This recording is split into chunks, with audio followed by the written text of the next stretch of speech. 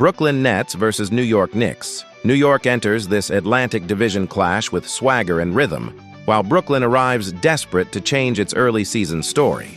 The Knicks at 5-3 and riding a 3-game winning streak sit second in the Atlantic and have turned Madison Square Garden into a fortress with a flawless 5-0 home mark.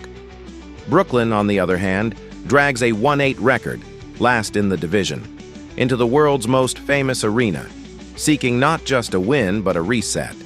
The contrast couldn't be sharper. One team is building momentum and identity, the other is searching for stability and structure.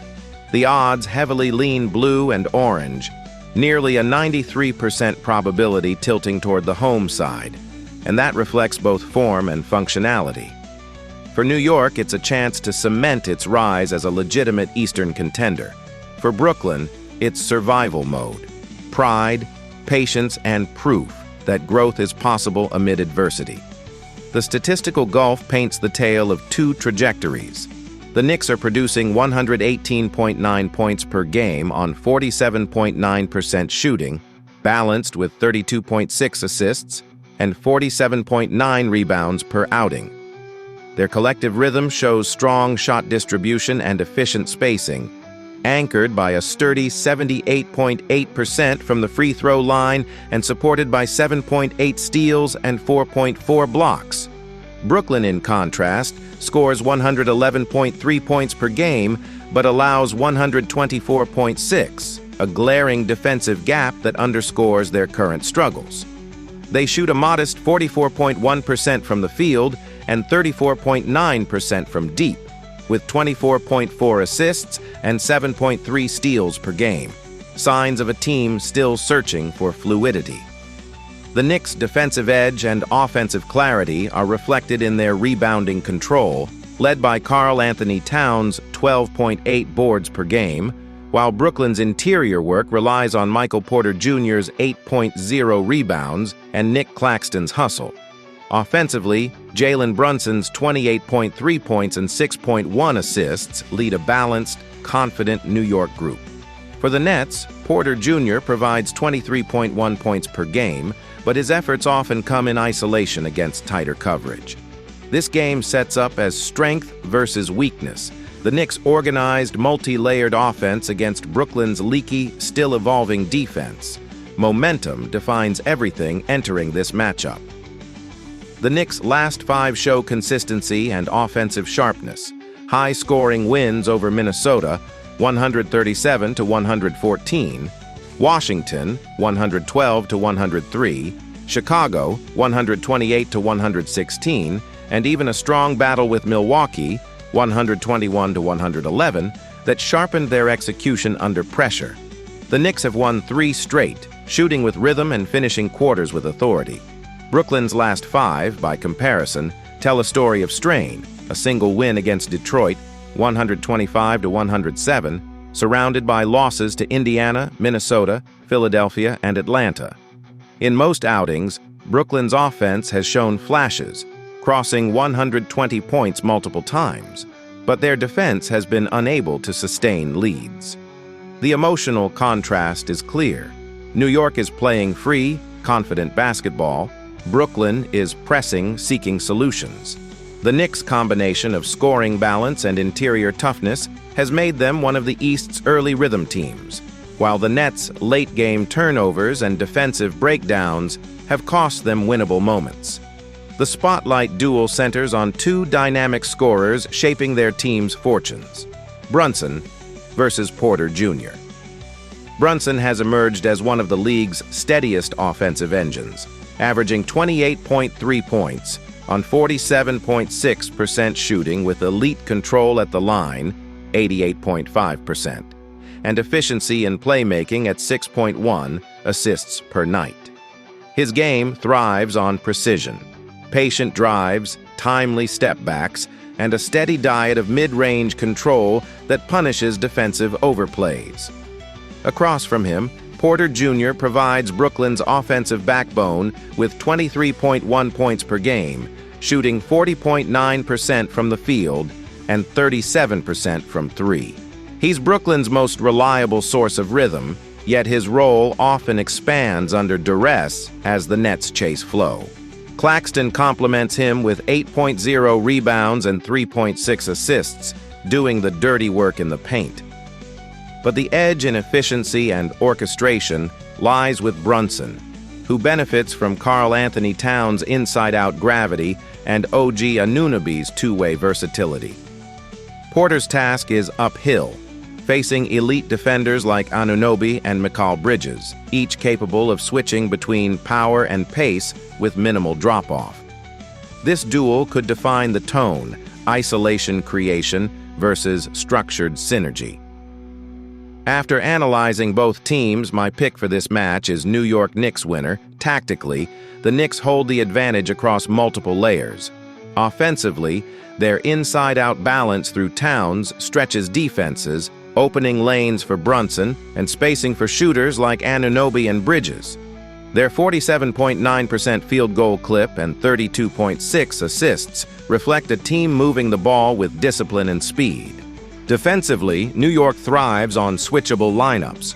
Towns and Anunoby anchor the paint, while guards like Brunson and Miles McBride pressure ball handlers into contested looks.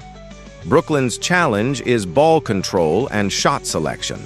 Averaging 15.1 turnovers per game, the Nets must tighten possessions to keep pace.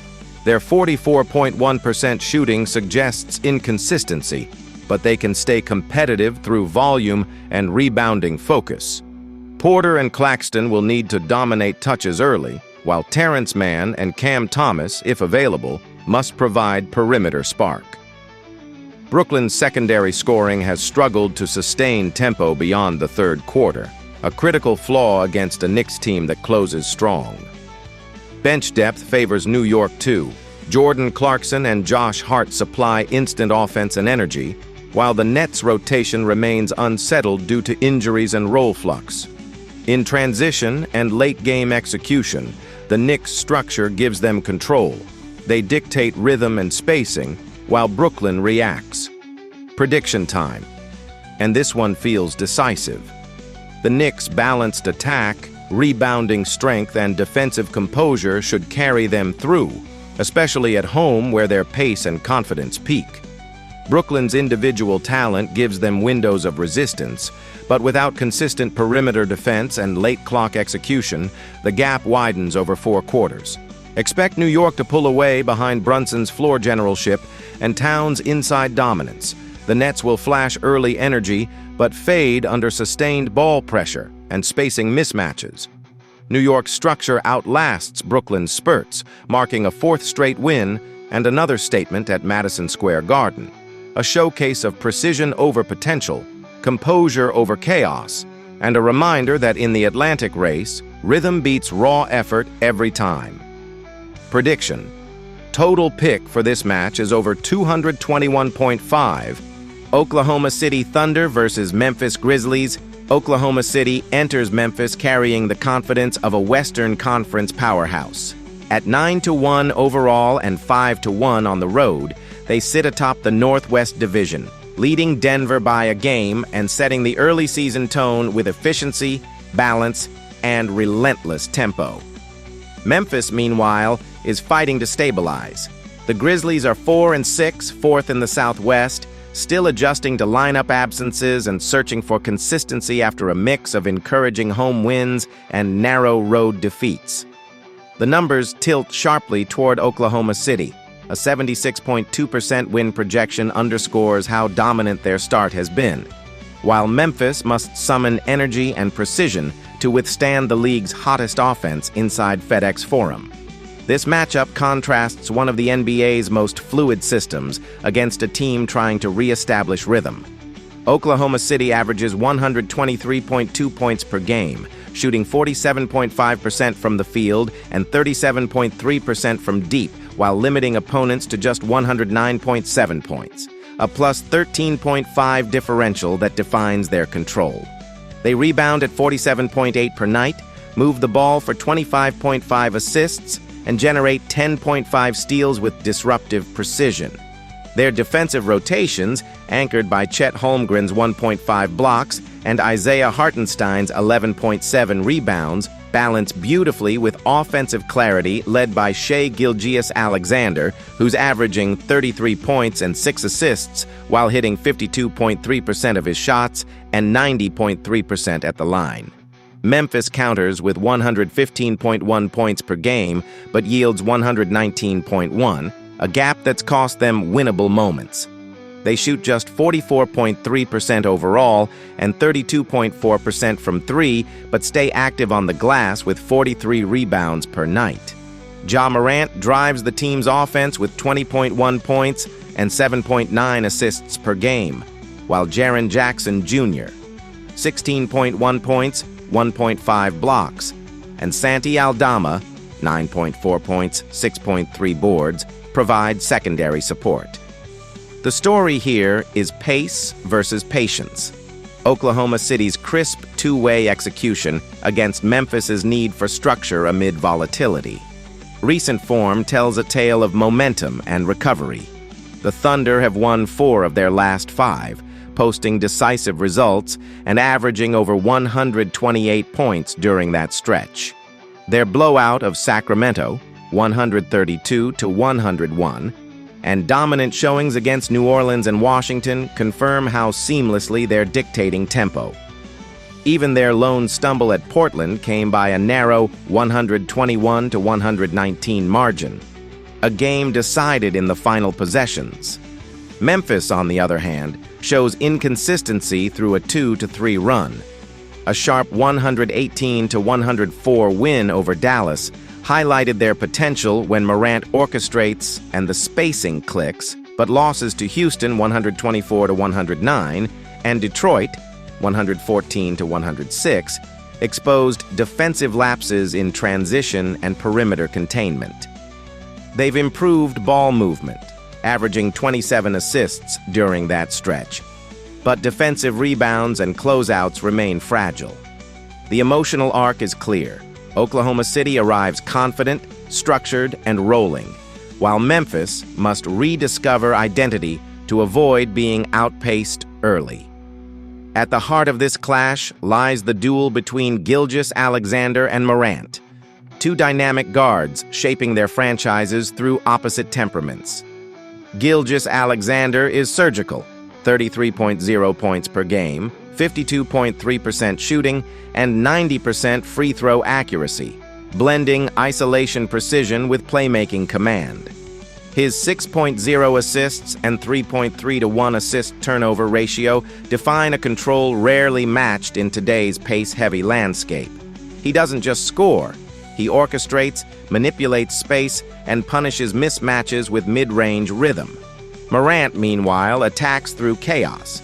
His 20.1 points, 7.9 assists, and 37% shooting belie his real impact, breaking defensive shape and igniting movement.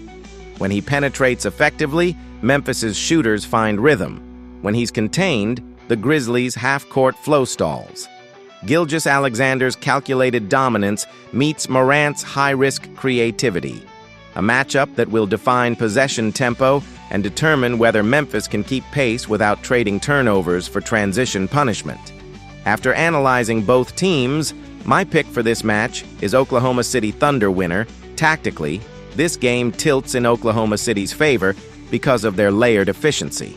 They hold major advantages in shooting, 47.5% versus 44.3%, scoring margin plus 13.5 versus negative 4.0, and defensive consistency. Their length across the perimeter, from Cason Wallace's 2.6 steals per game to Holmgren's rim protection, allows them to switch fluidly and disrupt early offense. Memphis's offense, though lively in spurts, struggles when spacing tightens. Their three-point accuracy at 32.4% limits stretch potential. Rebounding will be pivotal. Aldama and Jackson must match Hartenstein and Holmgren to avoid second-chance points that Oklahoma City converts with ruthless efficiency. The Thunder bench, featuring Wallace, Caruso, and Dieng, offers disciplined defensive energy, while Memphis relies on streaky production from Cam Spencer and Jock Landale. Coaching strategy favors Oklahoma City's balance. They dictate flow through early actions, compress opponents with spacing, and sustain composure late. For Memphis, energy and shot-making from the supporting cast must compensate for structural disadvantages, especially with multiple rotation players still recovering from injuries. Expect Oklahoma City to control tempo early, forcing Memphis to play from behind. Their spacing, ball security, only 11 turnovers per game, and defensive anticipation will pressure the Grizzlies into rushed possessions. Memphis will find bursts, particularly through Morant's transition pushes.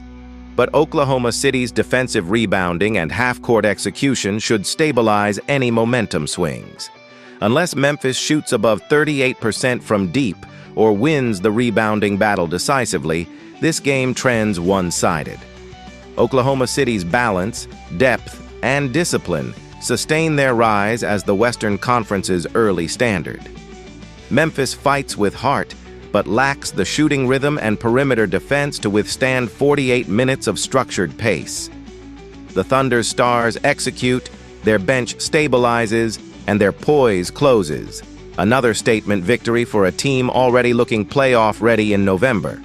Prediction: total pick for this match is over 227.5. Indiana Pacers versus Golden State Warriors. The Chase Center is set for a sharp contrast in momentum tonight. The 1-8 Indiana Pacers, still searching for footing, against the 5-5 Golden State Warriors, steady but far from satisfied. It's an early-season cross-conference clash defined by urgency. Indiana's 0-4 road mark underlines their struggles to convert effort into execution, while Golden State's 4-0 home record stands as a statement of control and rhythm within their own walls. The matchup predictor leans heavily toward the Warriors at 73.1%, a reflection of the difference in stability and confidence. But beneath the surface lies a game that could pivot on health, depth, and the tempo each team imposes. For Indiana, it's a test of resolve. For Golden State, it's about reasserting dominance after a pair of stumbles that broke early season momentum. Statistically, these teams tell contrasting tales. The Pacers average 111.6 points per game while surrendering 120.2, a wide defensive gap that's fueled their 1-8 start. Golden State counters with 116.1 points and a near-identical defensive mark at 116.7 allowed, suggesting a more balanced, albeit high-risk style. The Pacers shoot 49.6% from the field, buoyed by Pascal Siakam's consistency, while Golden State's collective 46.3% mark reflects volume and pace. Beyond scoring, rebounding, and ball control show a clear difference. Indiana averages 40.8 boards to Golden State's 42.2, but the Warriors' superior assist rate, 28.3 to 23.8, highlights their offensive orchestration. On the defensive end, both teams force around 6 steals per night, yet Golden State's 8.7 blocks per game underline a rim-protecting edge, particularly with versatile forwards like Jonathan Kuminga and Draymond Green rotating in support. At the player level, Siakam anchors Indiana's offense with 25.6 points, 8.1 rebounds, and 5.9 assists, hitting 50.8% from the floor. His all-around presence stabilizes a team missing Benedict Mathurin, Obi Toppin, and several rotation pieces. For Golden State, Stephen Curry's 26.8 points lead the way, fueled by 45.4% shooting and 39% from deep.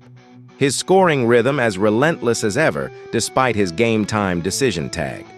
Around him, Jimmy Butler III adds 19.6 points and 5.3 rebounds, while Kuminga contributes 18.1 with energy on both ends.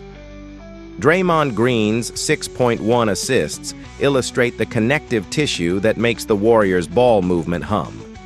The defining theme here, Indiana's offensive balance runs through one star trying to carry a patchwork lineup, while Golden State's machine still operates through spacing, timing, and synergy. It's a strength versus weakness matchup, precision and structure against inconsistency and thin depth. Recent form widens that gap. Indiana has lost 3 straight and sits at 1-8, with recent heartbreakers 117-115 to Milwaukee and 112-103 to Brooklyn, underscoring their inability to close. Even their lone win came by just 3 points against Golden State earlier this month, a reminder that they can compete in spurts, but not sustain momentum. Golden State's last 5 tell a steadier story. 120-104 over Denver, 121-116 over Sacramento, 118-107 over Phoenix. Balanced offensive showcases that define their identity when in rhythm. Yet 2 straight losses have slowed their climb, exposing occasional lapses in transition defense and late-game rebounding. Emotionally, Indiana enters desperate. Golden State enters determined. That contrast may define the night. The star duel centers on 2 contrasting forces: Siakam's methodical versatility against Curry's explosive precision. Siakam's 25.6 points come on balance and patience, drives into mid-range pull-ups, post mismatches, and quick kickouts that fuel the Pacers' rhythm. His 34% three-point mark and 88.5% free throw rate make him a reliable anchor in any tempo. Curry's brilliance, by contrast, comes in waves. His 26.8 per game built on 11.3 threes, attempted and constant off-ball movement that distorts defenses. His 95.3% from the line and 54.8% inside the arc speak to surgical efficiency even as defenses swarm. Both operate as engines, one steady and physical, the other electric and cerebral. If Curry plays, his perimeter gravity could stretch Indiana's thin rotations beyond comfort. If he sits, Siakam's control might tilt the possession game in Indiana's favor. This duel is the game's emotional core: energy versus endurance, chaos versus craft. After analyzing both teams, my pick for this match is Golden State Warriors winner. Tactically, the Warriors' edge lies in their layered offensive structure. Their assist-to-turnover balance, 28.3-16, reflects discipline, with Draymond and Kuminga's versatility allowing seamless small ball shifts. Golden State's rebounding edge, especially defensively, gives them transition fuel, a phase where Indiana has struggled to contain elite spacing. Indiana's defensive core, led by Siakam and Jay Huff, blocks shots but lacks lateral quickness, leaving them vulnerable to motion-heavy sets. The Pacers' path to an upset requires controlling pace, forcing half-court sets, dominating the glass, and finding secondary scoring beyond Siakam. Ben Shepherd's 11 points and Isaiah Jackson's 8 per game show flashes, but Indiana's offense often stalls without multiple creators. Golden State's X-factors lie deeper: Moses Moody's shot creation, Buddy Hield's perimeter bursts, and Jonathan Kuminga's athletic two-way balance. If Curry is limited, Butler's mid-range scoring could fill the gap. For Indiana, the wild card is Aaron Nesmith. His 14 per game on 49% shooting and 34% from 3 may provide crucial spacing against Golden State's switching defense. In the end, the numbers and matchups converge on one theme: control. Golden State, even with injuries, carries the tools to dictate tempo and force Indiana into reactive basketball. The Pacers can compete through energy and Siakam's reliability, but over 48 minutes, their lack of depth and defensive fragility are likely to surface. Expect Indiana to push early, fueled by desperation and pace, before Golden State's ball movement and shot-making carve through late. Golden State's home dominance, superior efficiency, and depth of creation should restore momentum. Indiana will battle, but the Warriors' poise and spacing, even at partial strength, deliver the finishing touch. Tonight's edge belongs to experience, rhythm, and the championship DNA that still hums quietly beneath the surface in San Francisco. Prediction: total pick for this match is over 218.5.